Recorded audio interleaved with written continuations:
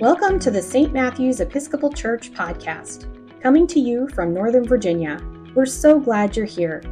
Today, we hope our message inspires you to better know and share God's love. Don't forget to subscribe to the podcast and join our weekly newsletter, The Friday Flash, to stay updated on all of our events and services.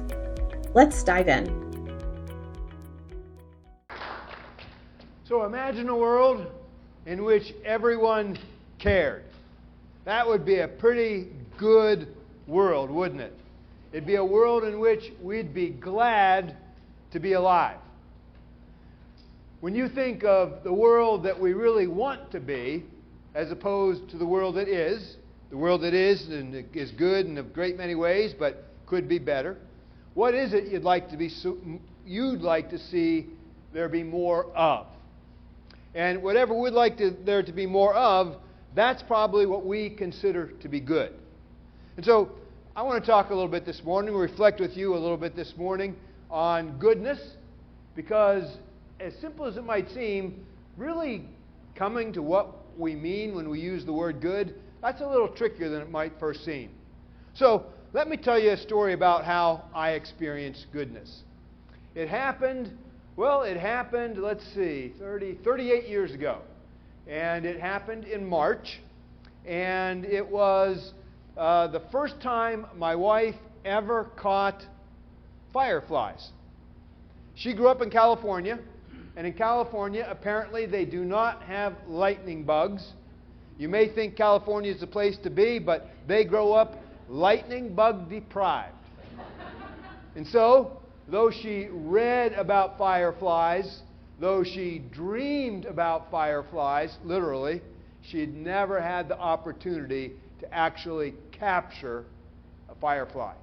So one night in March of 1989, we went out back in the dark, and Linda went out to try and capture her first firefly. I just stood back and watched. She was very pregnant. This was about a month before Christine was born, so Linda was pretty much all belly. She didn't move gracefully, because nobody really moves gracefully in the dark. I mean, she normally is very graceful, but in the dark, because you can't really see and you sort of have to make allowance for what isn't there, you don't really move particularly gracefully. And so I loved watching this very pregnant woman trying to navigate the dark. And if you caught fireflies, you know how you do it. You do it in these large sweeping motions, because you don't really know where the lightning bug is. It flashes here, it flashes there, but you can't actually see the bug. So you say, okay, it flashed there, it'll probably flash here, and you just move your hand in this general direction. So Linda's out running around the backyard in the dark, just sweeping her hands in complete and total rapt wonder and delight, until finally she'd caught 3 lightning bugs in the jar. And we went off in the corner of the yard in the dark. We took them out and took their abdomens and smeared them all over our face. No, we didn't do that. Linda wouldn't have liked that at all. We took the 3 lightning bugs in the yard. We stood together and beheld their glory for just a moment. And then we let them go. That moment was good beyond all measure and expectation. So when we talk about goodness, that's the first question. What is good? And many people, when they think about goodness as a fruit of the Spirit, and we're talking about the fruit of the Spirit is a life that's lived with zest. It's a life that's lived with freedom. It's a life that's lived to its full. And so when we're talking about goodness as a fruit of the Spirit, what exactly are we talking about? Many people want to say it's about moral excellence, but I actually don't think that's it at all. It may have that component to it, but it may not. And actually, it's this idea of sort of legalistic adherence to a moral code or any kind of code that Paul, a person who was one of the first followers of Jesus, found several churches, one in Galatia, wrote a letter to this book in Galatians. And so in this letter, in which we hear the fruit of the Spirit, he's pushing back on this slavish legalism to a moral code, because he says that's not really good. It doesn't really it makes less of you instead of more of you.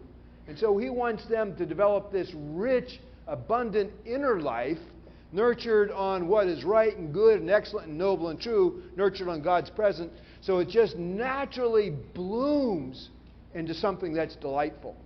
So perhaps it involves moral excellence, but it's not primarily that. Another way people talk about it is love expressed in action, and surely goodness involves that. But again, I think that's too lofty. Really, what I've come down to, and I've had to think a lot about this. What do I think goodness actually is? I think in the healthiest sense, what is good is what makes me better, what makes life better, what makes the world better. What's good is what makes a person in the healthiest sense, simply glad to be alive. I was never more glad to be alive than that night in the backyard watching my wife catching lightning bugs. So that's my definitions of love, is whatever it is that we can do that makes ourselves better, that makes the world better, so that people, when they see it, when they behold it, when they receive it, it makes them glad to be alive. It's a lot like receiving a cup of cold water in today's gospel. And there's two things about that we need to know, to understand that. First, this gospel is written in the context of persecution. Jesus is telling his disciples, I want you to go out into the world, and I want you to tell people about me and about what God is doing in me. And he says, when you do that, not everybody's going to be happy to hear it. This is a new thing that I'm doing. We're doing away with some of the old stuff that's really important to people, like this adherence to this legal code. We're talking a whole different way of life that's built on freedom, not on devotion to, not on a legalistic devotion. So some people, you're going to be taking away their security blanket. They're not going to be happy about this at all. They're going to persecute you. He says, but then, and this is today's gospel, there will be those occasional people every now and then who are glad to see you and excited to hear the message you're bringing. And you'll know that because they'll give you a cup of cold water. And I am embarrassed to say that I've been reading this gospel, well, maybe not for 67 years, but for, 50 or 60 years. And it's only this year that I realized the word that's really important. It's a cup of cold water. In a day and age when they didn't have refrigerators. So it's like all of a sudden this light goes off. Oh, wait. How in the world, in a hot, dry, arid climate, does somebody give somebody a cup of cold water? I didn't know. And so I had to go to the commentaries and actually look and spend some time figuring that out. And so it turns out, of course they didn't have a cup of cold water in their home. So what that meant was when somebody came up, like, knocking on the door, saying, hey, can I tell you about... And the person doesn't slam the door and say, no, thank you. But they open the door and say, yeah, sure, come on in. Hey, it's a hot day out there. Come in. Here, sit down here. Put your feet up. And listen, let me run to the local well, draw a cup of cold water, and you can just sit back and relax and be refreshed. Because to get a cup of cold water, that's what the person would have had to do. They would have had to go to the local well, sunk deep in the earth where it's replenished by cold springs, and then bring that directly to the person. So a cup of cold water speaks of time, speaks of energy, speaks of compassion, speaks of a world in which people really do care. And so it's this world in which when that person who is out there and the person slamming the door, and finally somebody says, come on in, have a cup of cold water on this hot day, it's like, oh man, this is good. I'm glad to be alive. Thank you. And if you've ever, and again, this is part of my definition of goodness, if you've ever done something that made you really hot, where you really had to work, and you come inside and you have a cup of cold water, really? Is there anything better? I mean, you might have bought the commercial line that beer is best, but I've never bought that. I mean, frankly, I don't even think beer tastes good. I think a cup of cold water is as good as it gets. A cup of cold water, when you're hot and sweating, it makes you glad to be alive. So there's nothing moral about that. There's nothing lofty about that. It's just an ordinary, everyday act that makes somebody glad to be alive. Say, oh, this world is better than I thought, and I'm glad to be in it. And that's what we offer when we offer goodness. So the question is, how do we cultivate that goodness? And it's super interesting because this word goodness wasn't even in existence in Paul's day. The Greek word that he's using that we translate as goodness, he had to make it up. The only time we find this word is in Paul's writings. And Paul, again, is an early follower of Jesus, and he's one of the first ones to really get the church going, and he wrote much of the New Testament. So, as he's writing the New Testament, he invents this word to talk about this quality, because frankly, the world in which he lived didn't value this kind of goodness. They valued getting ahead, they valued being powerful, they valued things like that, but this kind of spontaneous, inefficient, often illogical goodness, they didn't even have a word for it. And I'd suggest that our culture is really no better. We value being powerful. We value getting ahead. We value efficiency, optimization, making the most of everything, but we don't necessarily value goodness and the inefficiency, the spontaneity, the illogicalness, if that's a word, that kind of goodness requires.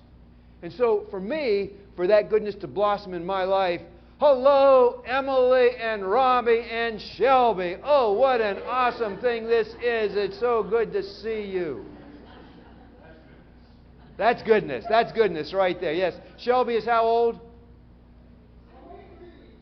Almost 3 weeks. So Shelby's first time in church. So we really appreciate the effort, and it's great to see you. And what a beautiful, beautiful thing. So, and Robbie, now you have an excuse for being a little bit late when the service starts. Yeah, there you go. So. That probably wasn't good. That probably wasn't a good thing to say. But Robbie going saying thumbs up, that was good. That was good. So for me, the way to cultivate that goodness really requires that I spend time with God. Because it really requires that I recalibrate the whole way my brain works. And begin to create those kinds of spaces in which goodness can blossom. There's a guy who writes about this, and his name is Jacques Ellul. And Jacques Ellul is a little bit hard to read, but he says some good stuff. And one of the things I like is he talks about being a conscious amphibian. Okay? So I like that word because it has amphibian in it. And as a nature lover, I really like frogs. Frogs are cool. But his idea is that an amphibian, it needs to be in the water to live. Otherwise, it'll dry out and die. But it can't breathe in the water. So it needs to get out of the water and actually breathe air to guard its lungs to stay alive. And so in our day and age, we need to live in the water of efficiency and optimization. We use cars. We use our phones. You can't do life without those things. And so we don't spend time feeling bad about ourselves, feeling guilty, because we use the devices, because we benefit from technology. That you got to swim in the water. But if you stay in the water the whole time, you'll drown. That's not the air we breathe. So we got to get out and nurture. We got to guard our lungs and nurture them on something else. We might sum it up this way, and I wanted to get these words right because if I didn't, I would mess them up and take me too long. While you must swim in the water, you cannot breathe it. If you spend 100% of your time consuming digital media, optimizing your schedule, think me, testing algorithms and letting algorithms dictate your thoughts, your spiritual life will suffocate and goodness with it. You have to regularly crawl out on dry land and breathe the air of the Spirit. And so that means doing things like aggressively establishing no technology spaces. And many of you have heard me say this before, many, many times, but I think we can all be reminded. I have not read anybody in any of the human well-being disciplines, not a single person who doesn't say, for instance, like you should not have your cell phone in your bedroom. Your bedroom should be a cell phone-free zone. I have no exceptions to that. And it's because we need these spaces. I've read some other things by several people who have said that the cell phone is one of the very best forms of birth control that human beings have ever come up with. So there's something very good about what can happen in the bedroom if there's space for that to happen. But if the phone's there, it's just not going to, right? So, and it doesn't even need to be that. It can just be genuinely connecting at the end of a long and hard day. And so again, it's aggressively having these technology-free spaces, and times where we do things like simply take a long walk out in nature without our headphones, where we garden, where we listen to music, where we read. And these things aren't just hobbies, they're actually oxygen tanks that nourish our souls. And we have to realize that life as we experience through screens, it's an abstraction. It's not actually real life. But real life happens in a different way. And so it's far more efficient if I want to eat out to order on my phone, but there'll be very little human interaction in that. Ordering on my phone as opposed to actually going to the restaurant, standing in line, talking to the waiter, talking to the person.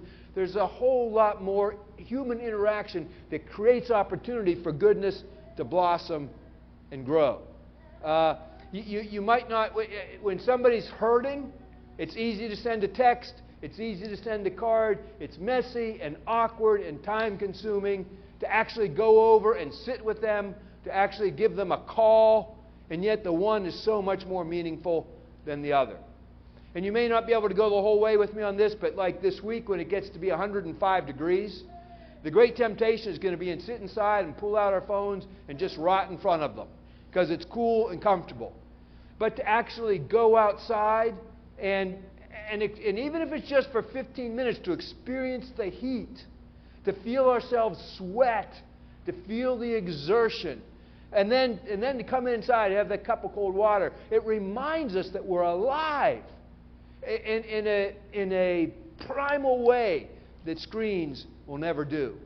And you just never know what you're going to find outside when you go outside that will be of surprise and delight. I went into our backyard this week, and we live like a mile and a half away from any significant pond, the countryside pond. It's a ways from our house.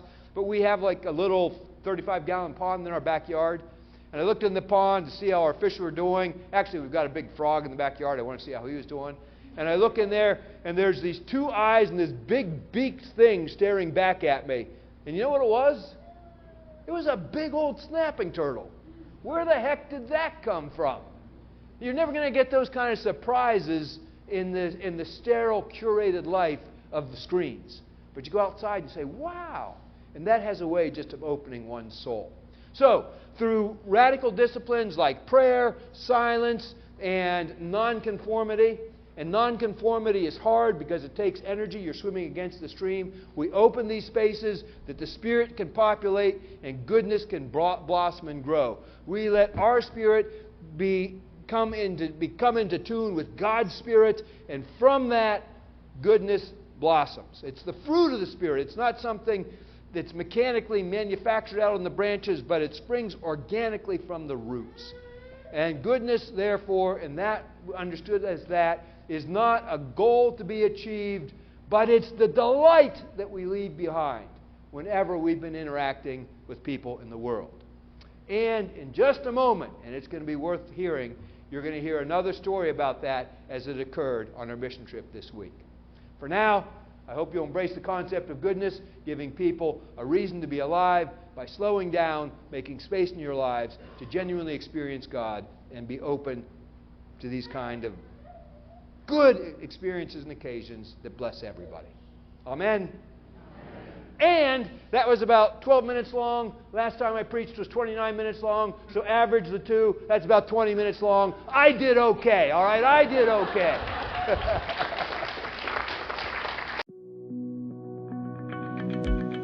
Thank you for listening. If you're in the Northern Virginia area, we invite you to join us for worship or any of our events. For directions, service times, and information about our online services, visit stmtts.org. That's stmtts.org. Until next time, go in peace and share God's love.